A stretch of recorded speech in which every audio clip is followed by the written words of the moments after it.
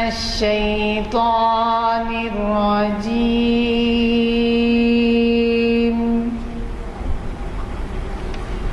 بسم الله الرحمن الرحيم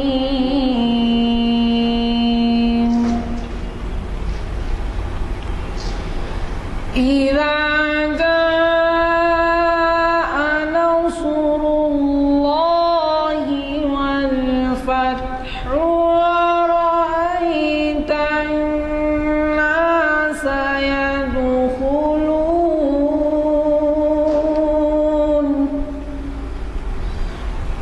يدخلون أفواجا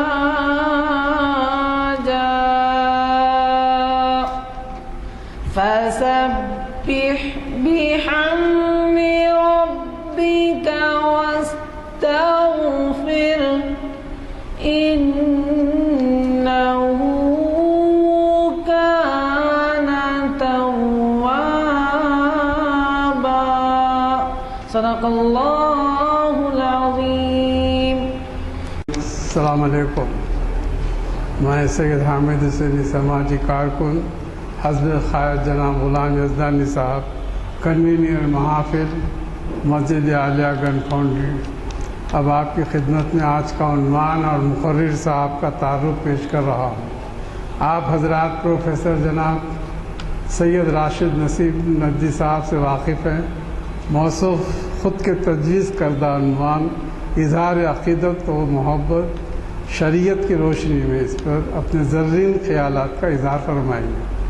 ہماری آج کی یہ محفل شریعت انفارمیشن 499ویں نشست بروز پیر 29 اپریل 2013 مطابق 18 جمادی الآخر 1434 ہجری جامع مسجد عالیہ گنج فاؤنڈری کانفرنس ہال میں منعقد ہو رہی ہے۔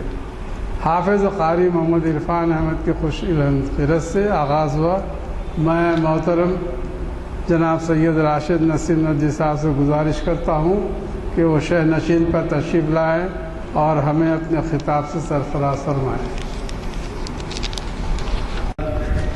دو تین اعلانات کے لیے میں آج کے مقرر صاحب کی اجازت سے آپ کو مخاطب کر رہا ہوں۔ ویسے محفل کے اختتام پر بھی میں آپ کو کی توجہ دلاؤں گا۔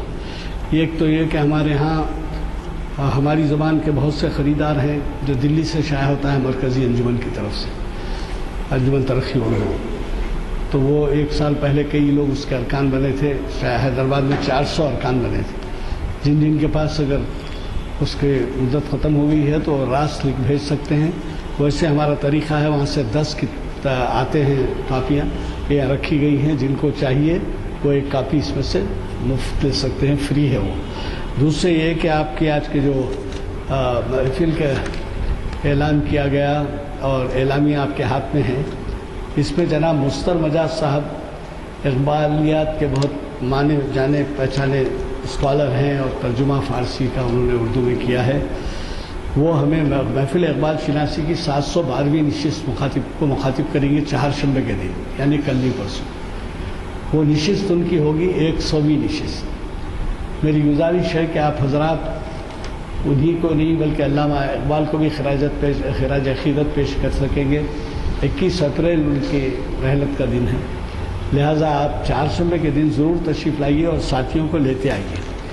اور ایک اہم اعلان آپ سے کرنا ہے کہ میں نے حیدرآباد کے چند سبق آموز طنز و مزاح کے واقعات ایک کتابی شکل میں شائع کیے تھے۔ ہنسی احسائی ہے، سبق آموز تھے وہ اور حقیقی تھے، تو وہ 1000 چھپے ختم ہو گئے، 2000 چھپے ختم ہو گئے۔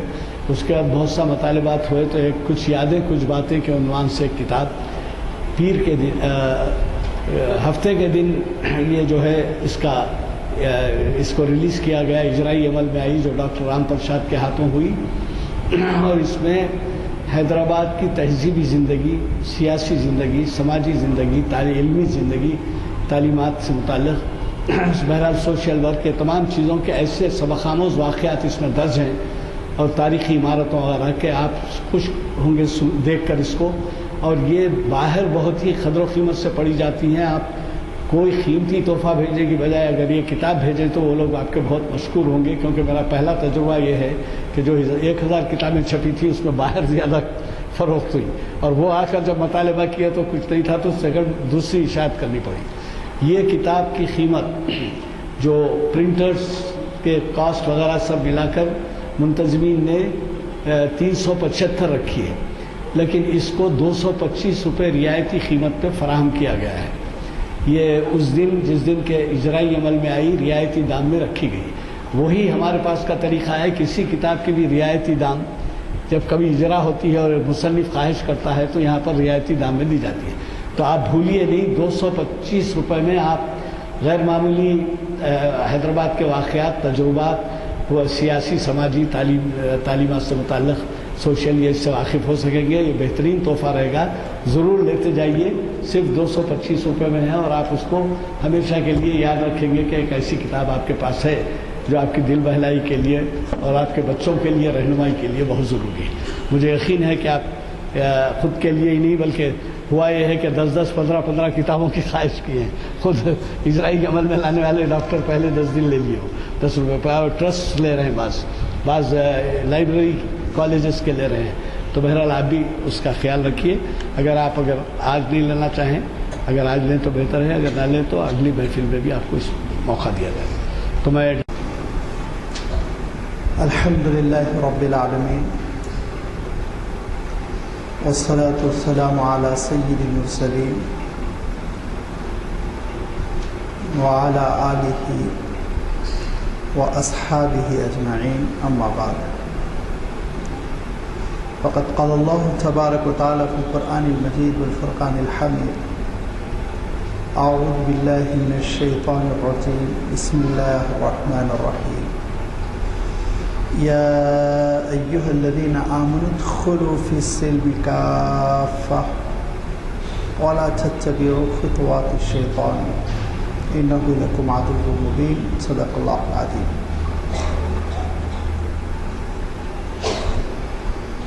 बुजुर्गों और दोस्तों, जब आपकी खिदमत में कुछ मारूज़ात शरीयत की रोशनी में इजहार गम कैसे किया जाए इस मौज़ू पर किए गए, और कुछ मारूज़ात इजहार खुशी शरीयत की रोशनी में कैसे होगा उस पर पेश किए गए, तो तजवीज़ ये आई कि जहाँ और भी बहुत सारी इंसानी नफ्सियात के इजहार के मौक़े होते हैं, वहीं अक़ीदत और महब्बत इनके इजहार में गुलू, इसराफ़,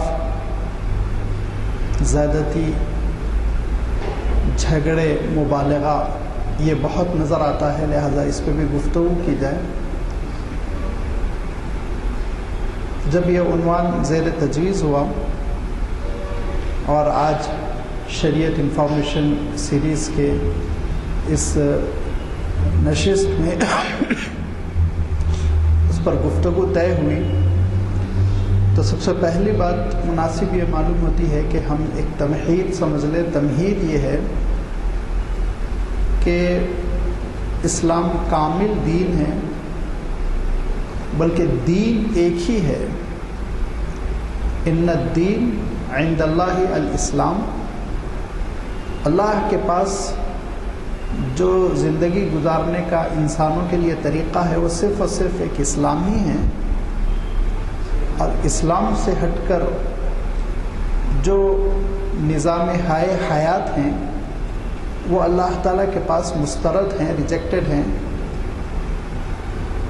वमन यब्तगी गैरल इस्लामी दीनन फलन युक़बल मिन्हु, इस्लाम से हटकर कोई अगर अपनी ज़िंदगी के लिए किसी चीज़ को दस्तूर बनाता है, किसी तरीक़े को दस्तूर तजवीज़ करता है, तो अल्लाह ताला के पास वो काबिल कबूल नहीं है। वहुवा फ़िल आखिरति मिनल खासिरीन, और उस शख्स को आखिरत में घाटे का सामना करना पड़ेगा कि जिस चीज़ को दीन समझ के अमल कर रहा था वो कल्चर निकला, वो इलाके का रिवाज निकला, وہ خاندان کا مزاج نکلا. دین تو اللہ کے پاس اسلام ہے.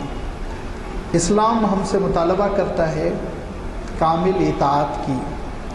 اسلام ہم سے مطالبہ کرتا ہے اللہ اور اس کے رسول کی مکمل اطاعت اور فرما برداری کی.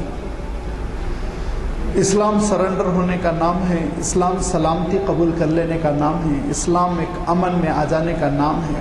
اسلام ایک عجیب و غریب عنوان ہے جس کی تشریح خود عربی زبان سے لے کر شریعت کی اصطلاح تک اگر کی جائے تو ایک پورا لیکچر ہے، ایک پورا محاضرہ ہے، پوری گفتگو ہے.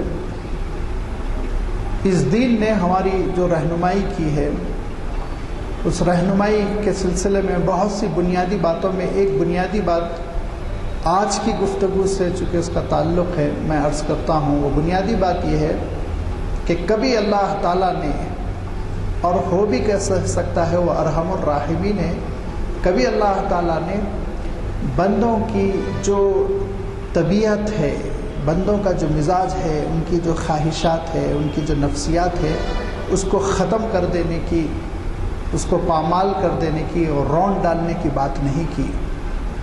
نہیں ہے اسلام میں رہبانیت کا تصور کہ بغیر شادی زندگی بسر کرو، ننس بن کے زندگی بسر کرو. نہیں ہے اسلام میں جنگل چلے جانے کا تصور اور جوگی بن جانے کا تصور. نہیں ہے اسلام میں بھوکوں مر جانے کا تصور.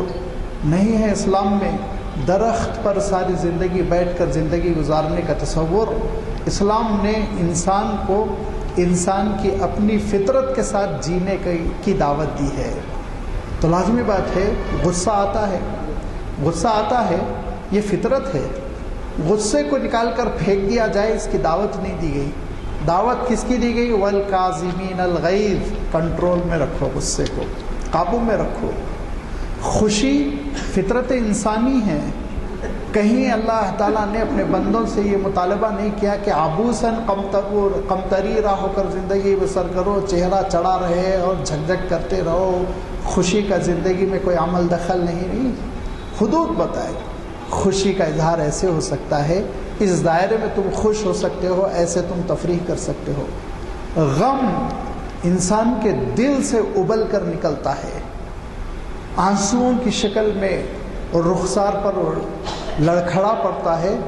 یہ نہیں کہا گیا کہ جو غم کا اظہار کرے گا وہ غیر مسلم. نہیں، اللہ کے رسول صلی اللہ علیہ وسلم کے بار بار ٹپ ٹپ آنسو گر گئے اور ایک مرتبہ پوچھنے والے نے پوچھا اللہ کے رسول آپ بھی روتے ہیں؟ اللہ کے رسول ہیں تو لازمی بات ہے رونا نہیں چاہیے. لوگوں نے سوچا تو اللہ کے رسول صلی اللہ علیہ وسلم نے فرمایا یہ وہ دل کی رحمت ہے جو اللہ تعالیٰ نے میرے دل میں رکھی.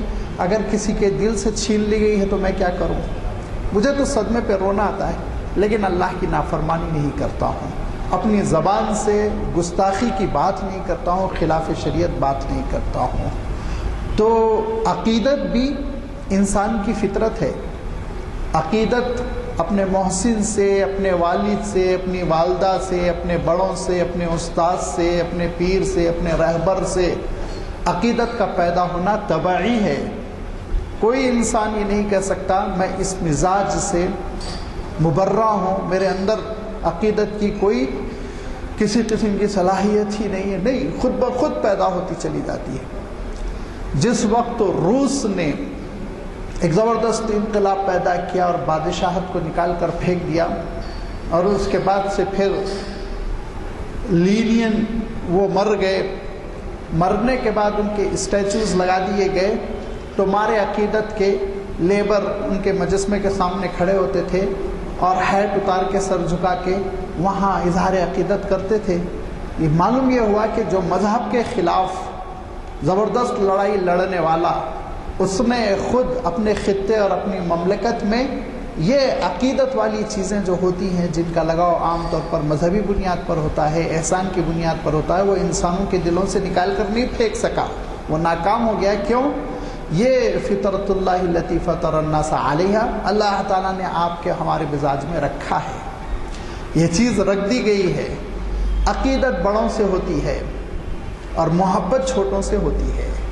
یہ ہے ایک بنیادی فرق کہ کہ جب ہم بڑوں کی محبت کے لیے لفظ اردو میں استعمال کرتے ہیں تو عربی میں اکرام و تقدیر کا لفظ استعمال کیا جاتا ہے، اردو میں عقیدت کا لفظ استعمال کیا جاتا ہے. اور چھوٹوں کے لیے جب ہم یہ لفظ استعمال کرتے ہیں اس اٹیچمنٹ کو بتانے کے لیے تو محبت اور شفقت سے تعبیر کرتے ہیں. اللہ کے رسول صلی اللہ علیہ وسلم نے دونوں جذبوں کو اپنے ایک ہی ارشاد میں جمع فرما دیا اور یہ ارشاد فرمایا من لم یعقر کبیرنا ولم یرحم صغیرنا فلیس منا. جو ہمارے بڑوں کا احترام نہیں کرتا ہے اور ان سے اظہار عقیدت نہیں کرتا ہے اور چھوٹوں پر شفقت نہیں کرتا ہے، چھوٹوں سے محبت نہیں رکھتا ہے، فلیس منا، وہ میرے مذہب پر نہیں، میرے مسلک پر نہیں، میرے دین پر نہیں. معلوم یہ ہوا کہ اللہ کے رسول صلی اللہ علیہ وسلم نے انسان کے ان حسین جذبات کو ایک اچھا رخ دیا، تعمیری رخ دیا. ختم کرنے کی اللہ کے رسول صلی اللہ علیہ وسلم نے کوشش نہیں کی. لہذا جو رخ دیا گیا وہ رخ یوں دیا گیا کہ بڑوں سے جو محبت ہوتی ہے، بڑوں سے جو انسان کو ایک وارفتگی ہوتی ہے، ایک تعلق ہوتا ہے احسان کی بنیاد پر، تعلیم و تدریس کی بنیاد پر، رشتوں کی بنیاد پر، تو اللہ کے رسول صلی اللہ علیہ وسلم ارشاد فرماتے ہیں کہ ان جذبات کو تم ظاہر کر سکتے ہو لیکن حدود کے ساتھ. ان جذبات کو تم ظاہر کر سکتے ہو لیکن شروط کے ساتھ. وہ شرطیں کیا ہیں؟ وہ شرطیں یہ ہیں کہ ان سب سے پہلی بات انسان کو انسان سمجھو، ماورائے فطرت کوئی ہستی نہ سمجھو. سب سے پہلی چیز غیر معمولی ہستی سمجھ کے سجدہ کرنے لگے، نعوذ باللہ، یہ حرام کر دیا گیا. اس طرح کا اظہار عقیدت اسلام میں بالکل جائز نہیں. ایک صحابی کہتے ہیں کہ اللہ کے رسول، میں تازہ بتازہ 9 بہ 9 ایک سفر سے آیا ہوں تو میں نے دیکھا کہ فلاں مملکت میں بادشاہوں کے لیے لوگ کھڑے ہو کر سجدہ ریز ہو جاتے ہیں، اور ہندوستان میں تو آپ آسانی سے سمجھ سکتے ہوں گے کیسے لوگ زمین پر گر کے بڑوں کا احترام بجا لانے کی کوشش کرتے ہیں. تو اس منظر کو بیان کیا تو اللہ کے رسول صلی اللہ علیہ وسلم نے بڑے پیارے انداز میں ان سے بات کی. آپ صلی اللہ علیہ وسلم نے، یہ تربیت کا گر ہوتا ہے، آپ صلی اللہ علیہ وسلم نے بالکل انجان بن کر، ہماری جو اپنی دکنی اصطلاح ہے، بالکل انجان بن کر یہ پوچھا، اچھا بتاؤ اگر تم میرے ساتھ کرنا چاہو گے تو کیا کرو گے؟ ایسے ہی گر کے سجدہ کرو گے؟ پوچھا اللہ کے رسول صلی اللہ علیہ وسلم نے، تم میرے ساتھ کیا کرو گے؟ یہ جاننا چاہ رہے تھے اللہ کے رسول صلی اللہ علیہ وسلم میری امت کا مزاج کیسا بن رہا ہے، ان کی تربیت کیسی ہو رہی ہے. تو صحابی بہت ہی دو ٹوک واضح لب و لہجے میں کہتے ہیں ہرگز نہیں، میں تو آپ کو سجدہ نہیں کروں گا. آپ نے فرمایا شاباش. کہا دیکھو اللہ سے ہٹ کے کسی کو سجدہ نہیں کرنا ہے. لازمی بات ہے اگر اللہ سے ہٹ کے اس پوری کائنات میں کسی کو سجدہ جائز ہوتا تو آپ صلی اللہ علیہ وسلم کو جائز ہوتا، لیکن فرمایا نہیں، اس پہ پابندی لگا دی گئی، اس کو حرام کر دیا گیا، تم یہ ہرگز نہ کرنا. منع فرما دیا آپ صلی اللہ علیہ وسلم نے، جس سے صاف پتہ چلا کہ حدیں ہیں اظہار عقیدت کی. اس کے بعد کا مرحلہ آتا ہے دوسرا، قدم بوسی کا، جس میں اکثر و بیشتر ہندوستانی مسلمان فیل ہو جاتے ہیں. قدم بوسی کا جو کلچر ہے وہ واقعتاً ہندو کلچر ہے، اسلامی تہذیب سے اس کا کوئی تعلق نہیں. یہاں کے لوگوں کو قدم بوسی کرتا ہوا دیکھ کر ہمارے بھی بعض لوگ قدم بوسی کرنے لگے، اور اس کو ہرگز پسند نہیں کیا گیا. اور اللہ کے رسول صلی اللہ علیہ وسلم نے صاف ارشاد فرمایا من تشبہ بقوم فہو منہ، جو کسی کے کلچر کو، اس کی مشابہت کو، اس کے مذہبی رسم و رواج کو اختیار کرے گا وہ انہی میں کا ایک فرد ہے. فرمایا تو آپ اندازہ کیجئے اگر مشرکانہ رسم و رواج کو کوئی صاحب اپنا رہے ہیں تو گویا ان کے دل میں شرک کا ایک ایلیمنٹ ہے، ان کی زندگی میں شرک کا ایک عنصر ہے، مشرکانہ رسم و رواج ہے. اور ہو سکتا ایک سوال آپ میں سے بعض لوگوں کے ذہن میں آیا اور بعد میں وہ آپ پوچھیں تو اسی لیے میں وضاحت پہلے ہی کر دوں کہ ابو داؤد شریف میں ایک حدیث ہے، اور وہ حدیث یہ ہے کہ عبد القیس قبیلے کے کچھ لوگ وفد کی شکل میں اسلام لانے کے لیے آپ صلی اللہ علیہ وسلم کی خدمت میں حاضر ہوئے، تو ان میں سے ایک صاحب آگے بڑھ کر فقدم یدیہ ورجلیہ، آپ صلی اللہ علیہ وسلم کے ہاتھ اور پیر چوم لیا۔ تو آپ صلی اللہ علیہ وسلم کے پیر چومنے کا تو ثبوت مل گیا حدیث میں۔ میں دو باتیں آپ کی خدمت میں رکھوں گا۔ نمبر ایک، عبد القیس قبیلہ اسلام لانے کے لیے آ رہا ہے، ابھی اس کی تربیت ہی نہیں ہوئی۔ آپ اس کے ایک فرد کو دیکھیں گے نہیں، ابو بکر و عمر کو دیکھیں گے، عثمان و علی کو دیکھیں گے، عشرہ مبشرہ کو دیکھیں گے، عبادلہ اربع کو دیکھیں گے۔ حضرت علی سے زیادہ چاہنے والا کون؟ حضرت عبداللہ ابن عباس سے زیادہ جان چھڑکنے والا کون؟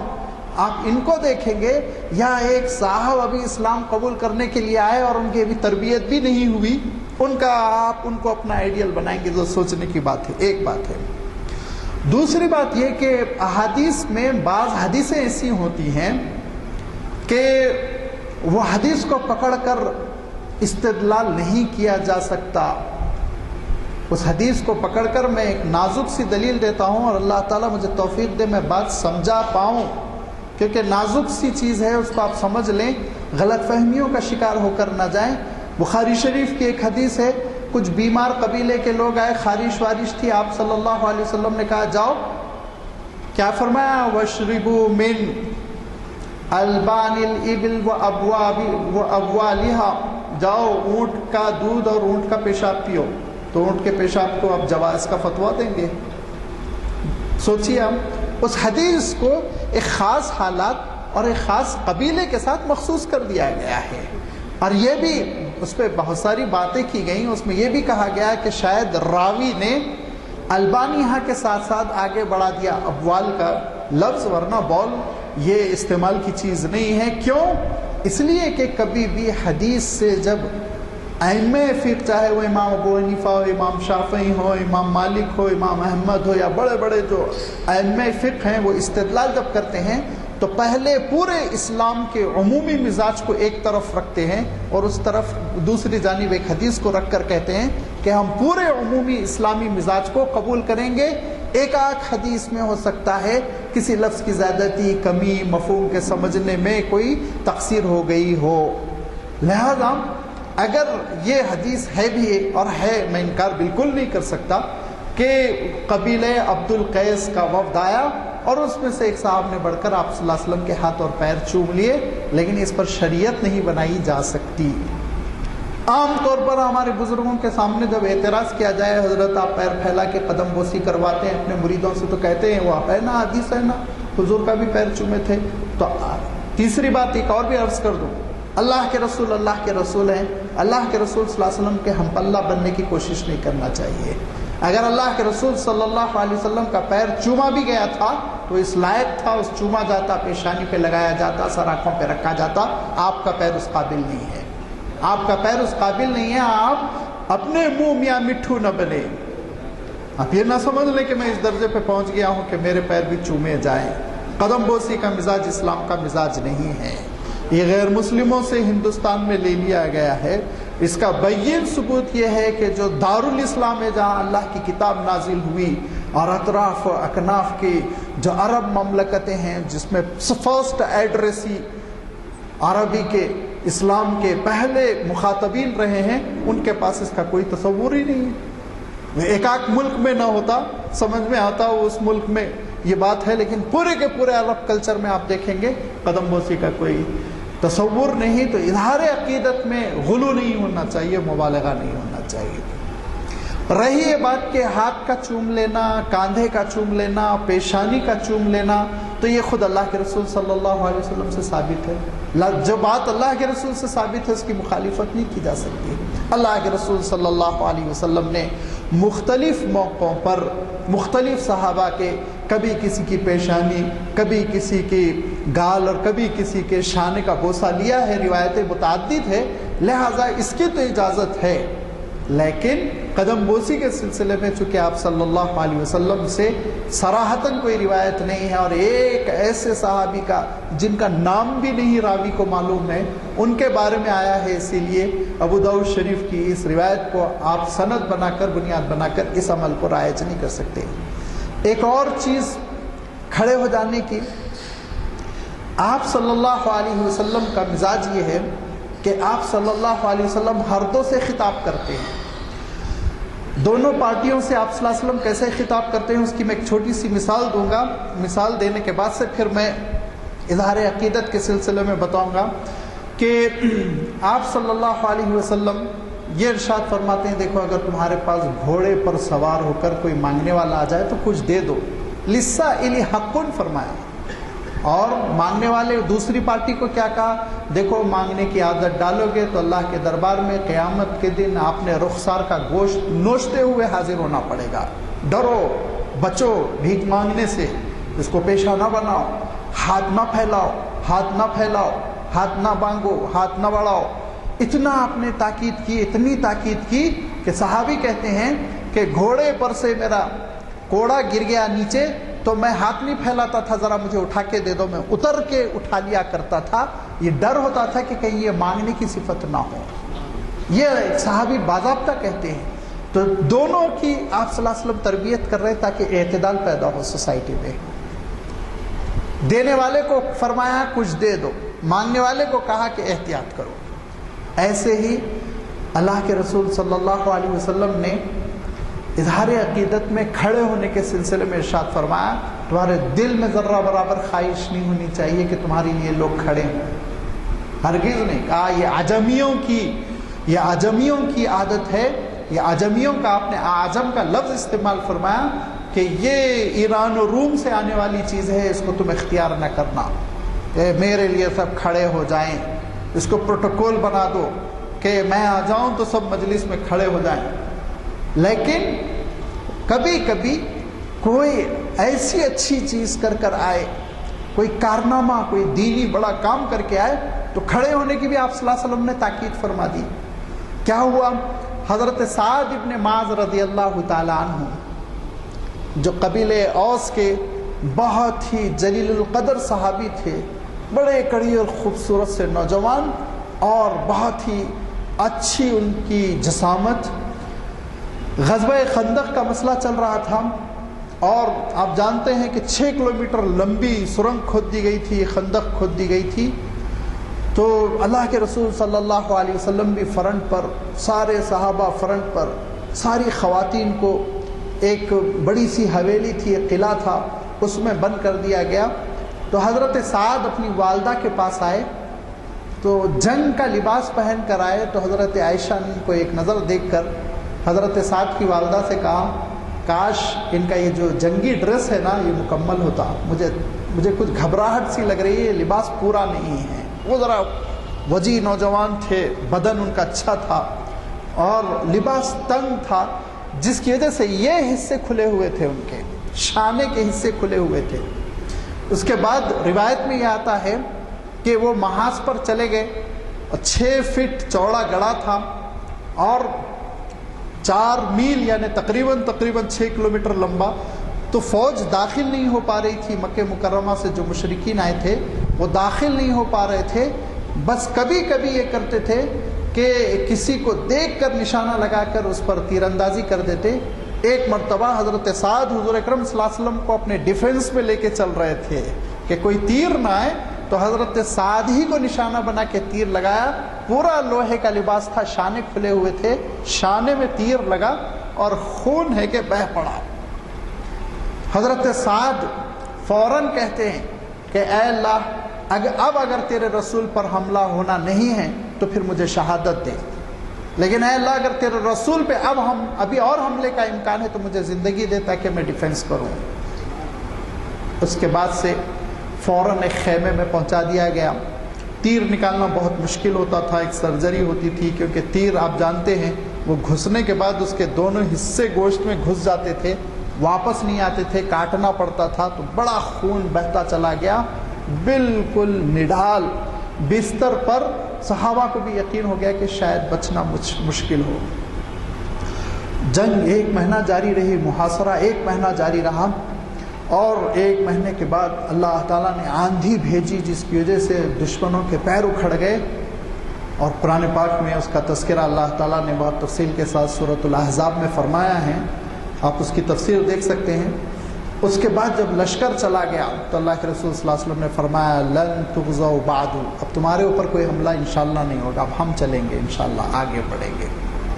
उसके बाद फरमाया सबसे पहली खबर लेना है यहूदियों की जिन्होंने धोखा दिया, लिख लिख के एग्रीमेंट किया था कि जब कभी मदीने पे हमला होगा तो हम सब मिल के लड़ाई लड़ेंगे। और इस वक्त इन्होंने मुशरिकीन को न सिर्फ वरगलाया और मक्के से बुलाया, दावत दी जंग के लिए, बल्कि खूब उनकी मदद की। लिहाजा इस वक्त तो अब यहूदियों की खबर ली जाएगी, और यहूदियों की खबर ली गई और उनसे ये तय हुआ कि उनके किलों को खाली करवाया जाए। तो हज़रत साद रज़ी अल्लाह ताला अन्हु के लिए एक अजीब व गरीब इम्तिहान की कैफियत पेश आई कि हज़रत साद रज़ी अल्लाह ताला अन्हु की बड़ी तिजारत और रवाबित बनु कुरैज़ा से थे। बनु कुरैज़ा ने चाबुक दस्ती और होशियारी के साथ हुज़ूर अकरम सल्लल्लाहु अलैहि वसल्लम से फरमाया, हुज़ूर अकरम सल्लल्लाहु अलैहि वसल्लम से कहा कि आप हमारे लिए जज, हमारे लिए हकम साद को बना दीजिए, हकम साद को बना दीजिए। अल्लाह के रसूल सल्लल्लाहु अलैहि वसल्लम ने कहा कोई बात नहीं, कोई मसला नहीं, यही नौजवान जाएगा फैसला करने के लिए। यहूदी ये समझ रहे थे कि बहुत रियायत करेंगे हज़रत साद। बिस्तर पर उठाकर हज़रत साद ले जाए गए।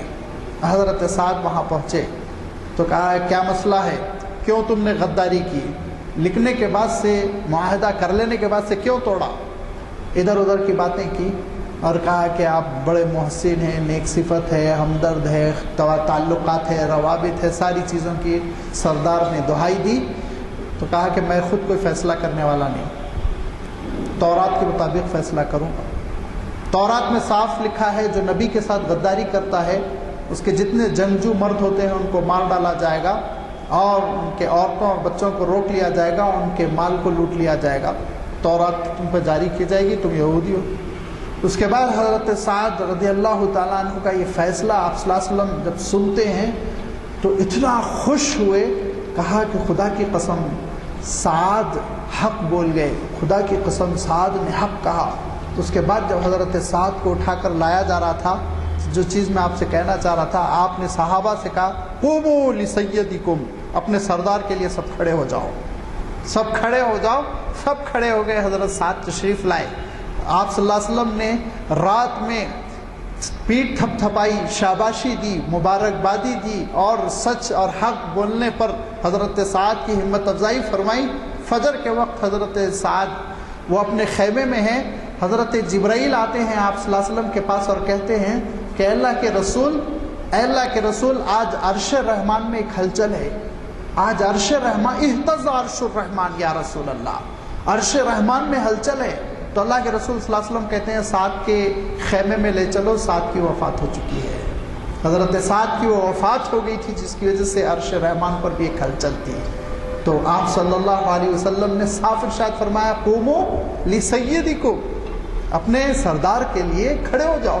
तो मालूम ये हुआ खड़ा होना फ़ी नफ्सी ही जायज़ नाजायज़ नहीं है, बुरा नहीं है, मकरूह नहीं है, लेकिन किब्र, गुरूर, मैपन की वजह से लोगों को खड़ा करने का रिवाज देना ये नापसंद है। आप सल्लल्लाहु अलैहि वसल्लम ने इसको दोनों पार्टियों की आपने तरबियत फरमा दी। जिनके लिए खड़ा होया जा रहा है वो उनके अंदर जज्बा ना हो कि वो लोगों को खड़े होने की दावत दे, या उनके दिल में ख्वाहिश भी ना हो, और जो खड़े हो रहे हैं अगर वो वाक़तन दिल से और अल्लाह को हाजिर व नाजिर जानते हुए मुनशरे होकर रस्म व रिवाज और तमल्लुक चापलूसी के लिए नहीं बल्कि दीनी एहसान की वजह से खड़े हो रहे हैं तो उनके लिए कोई हरज नहीं है ये। और चौथी एक चीज़, अहम चीज़ है, जिस सिलसिले में हम लोगों से गलती होने का इम्कान रहता है उस सिलसिले में भी अल्लाह के रसूल सल्लल्लाहु अलैहि वसल्लम ने बड़ी तरबियत फरमाई कि इज़हारे अक़ीदत में ज़मीन आसमान के कलाबे नहीं मिलाना। अल्फाज सरकार से खिताब करते हैं अपने लोगों को, सरकार, तो जब ये सरकार हैं ये साहब, तो फिर हुज़ूर अकरम सल्लल्लाहु अलैहि वसल्लम क्या हैं, हुज़ूर अकरम सल्लल्लाहु अलैहि वसल्लम क्या हैं। और एक साहब को लिखा مفتی اعظم خطاب فرمائیں گے پوسٹر، تو اس پر ایک بزرگ نے کہا ٹھیک ہے یہ فلاں صاحب مفتی اعظم ہیں، تو پھر امام ابو حنیفہ امام شافعی کیا ہیں؟ اور امام ابو حنیفہ امام شافعی تو بھی یہ تو تابعین اور اس کے بعد کے دور میں صحابہ عبداللہ ابن مسعود کیا ہیں؟ اور کہا ابھی ان کو بھی چھوڑ دو، پھر اللہ کے رسول کیا ہیں؟ جب ان کو تم سب سے بڑا مفتی بنا دیے، اعظم کے معنی اس سے بڑا نہیں ہو سکتا، تو پھر اللہ کے رسول کیا رہ گئے؟ نعوذ باللہ۔ الفاظ سوچ سمجھ کے استعمال کرنا چاہیے۔ آپ صلی اللہ علیہ وسلم ارشاد فرماتے تھے کسی کو آقا نہ کہو، ہرگز نہ کہو آقا، جناب کہو، محترم کہو، یہ الفاظ استعمال کرو۔ آپ صلی اللہ علیہ وسلم صاف ارشاد فرماتے تھے کہ کسی کے سلسلے میں ایسے الفاظ استعمال نہ کرو جس سے ایسا تصور ہو کہ نعوذ باللہ ان کے اندر ربوبیت ہے، ان کے اندر، اور آج کل قلابے ملا دیے جاتے ہیں، وہ بڑے بڑے الفاظ استعمال کیے جاتے ہیں، اور اگر آپ اجازت دیں برا نہ مانیں، معمولی انسانوں کے لیے وہ بڑے بڑے الفاظ مختص کر دیے جا رہے ہیں جو صحابہ، اولیاء اور اللہ کے رسولوں کے لیے ہونا چاہیے۔ الفاظ کے استعمال میں آپ صلی اللہ علیہ وسلم تاکید کرتے تھے کہ بہت سوچ سمجھ کے الفاظ استعمال کرو، ناپسند فرماتے تھے، ڈانٹتے تھے، سرزنش فرماتے تھے۔ ڈانٹنے سے مراد حضور اکرم صلی اللہ علیہ وسلم کا جھڑکنے کا تو انداز تھا ہی نہیں، لیکن ناراضگی کا اظہار فرمایا کرتے تھے، ناپسندیدگی کا اظہار فرمایا کرتے تھے۔ آپ صلی اللہ علیہ وسلم نے ارشاد فرمایا، ایک صاحب نے کہا یہ میرا غلام ہے، اب میرے غلام کے لیے لفظ عبداللہ عام تھا، عبدی عام تھا، خواجہ عبدی، کہا تمہارا بندہ نہیں ہے، تمہارا غلام نہیں، اللہ کا غلام ہے، اللہ کا بندہ ہے۔ دوسرے الفاظ استعمال کرو، میرا ملازم ہے کہو، کچھ ایسے الفاظ استعمال کرو۔ لا تزکوا انفسکم، اپنے آپ کو ایسا بڑا دکھانے کی کوشش نہ کرو کہ القاب اور الفاظ کے ذریعے سے اپنی شخصیت کو نمایاں کرنا چاہو، خود ستائی اور خود اپنے آپ کو نمایاں کرنے کی کوشش، اس کو آپ صلی اللہ علیہ وسلم سختی سے ناپسند فرماتے تھے۔ لہذا ہمارا ایک کلچر ہے، وہ کلچر یہ ہے کہ پوسٹروں پر، وہ کلچر یہ ہے کہ جلسوں میں، وہ کلچر یہ ہے کہ اخبارات میں ایک لائن القاب کی لکھی جاتی ہے، جس میں سے اکثر و بیشتر وہ ایسے لمبے چوڑے لباس ہوتے ہیں جو موصوف کے اوپر فٹ ہی نہیں ہوتے رہتے ہیں، لیکن وہ استعمال کیے جاتے ہیں۔ تو اللہ کے رسول صلی اللہ علیہ وسلم نے ان کے سلسلے میں کیا فرمایا؟ فرمایا جو اس طرح کے الفاظ استعمال کرتے ہیں، جو اس طرح کی باتیں کرتے ہیں، ان کے منہ میں مٹی بھر دو، فرمایا آپ صلی اللہ علیہ وسلم۔ وَحْسُ التُّرَابَ الْمَدَّاحِينَ، فرمایا خوشامدی جملے کرنے والے، مداح، خوب مداح کرنے والے، تعریف کرنے والے، ان کے منہ میں مٹی بھر دو، آپ صلی اللہ علیہ وسلم ارشاد فرماتے ہیں۔ سادگی کے ساتھ اور جتنی شخصیت ہے اتنے الفاظ کا استعمال اگر کیا جائے تو اس میں کوئی حرج نہیں، لیکن شیخ السماوات والارض اور ہر ایک کو دیکھیے تو آپ قطب زمان، خوض دوراں اور کیا کیا بنا ہوا ہے، تو یہ سارے وہ الفاظ ہیں جو شریعت اسلامی میں ناپسندیدہ ہے، لیکن ہمارا مزاج کہاں سے بن گیا؟ یہ ہمارا مزاج بن گیا ہے عجمی اقوام سے غیر ضروری اختلاط کی وجہ سے۔ لہذا اظہار عقیدت میں آپ صلی اللہ علیہ وسلم بہت تاکید فرمایا کرتے تھے کہ احتیاط کرو۔ کیوں؟ اس لیے کہ اظہار عقیدت کا مسئلہ یہ ہے، اظہار عقیدت میں اگر اسراف و تفسیر ہو جائے، کمی و بیشی ہو جائے، اس سلسلے میں کوتاہیاں ہو جائے تو اس کی زد مذہب پر پڑتی ہے، عقیدے پر پڑتی ہے، دین پر پڑتی ہے۔ لہذا اس سلسلے میں اگر انسان محتاط نہ ہو تو اس بات کا امکان ہے کہ بہت ساری بدعقیدگی انسان کے خیالات میں پنپ جائے، جڑ پکڑ جائے اور اس کے بعد وہ پچھتاتا رہ جائے۔ لہذا بہت تاکید کی گئی، بہت احتیاط کی ضرورت ہے۔ اس کے بعد ایک دوسرا چیپٹر اور رہ گیا ہے 50% اظہار محبت، چھوٹے بچوں کے ساتھ شفقت کیسے کرنا۔